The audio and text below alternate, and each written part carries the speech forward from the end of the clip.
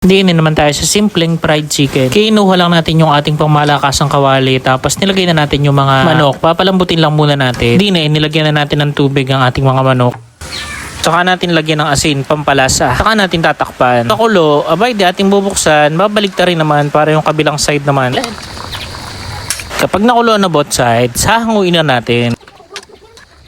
Dapat papalamigin pa natin bago natin timplahan. Abay, pinipressure tayo ni Kuweng at gutom na daw siya. Di kaya nilagyan na kagad natin ng pamintang durog at saka asin para lumasa kagad. Tapos pinahid-pahid lang natin sa ibang parte ng manok. Ayaw nga pala ni Kuya Paul na may breading mix. Ang ginawa natin para magkalasa ang manok, nilagyan lang natin ng asin at paminta. At sa napakainit na mantika, ilagay na natin yung mga manok. Sobrang dali lang nito. Sa mga hindi pa marunong, sobrang dali lang ng kanto fried chicken. Parang kahit wala ng sahog, walang breading mix, ayos na. Basta doon pa lang sa pagpapakulo, tandaan nyo na hindi dapat natin siya i-overcook dahil maluluto pa rin naman siya sa init ng mantika. Ang ganyan lang, napakasimple, juicy inside at crispy outside. At dahil nga may naluto na tayong isa, agad namang nagpakuha na ng kanin si Kuweng at gutom na daw talaga siya. At ito na nga lahat yun ng maluto natin. Ay siya paano, hanggang dito na lamang. Maraming salamat sa panonood. Bye-bye!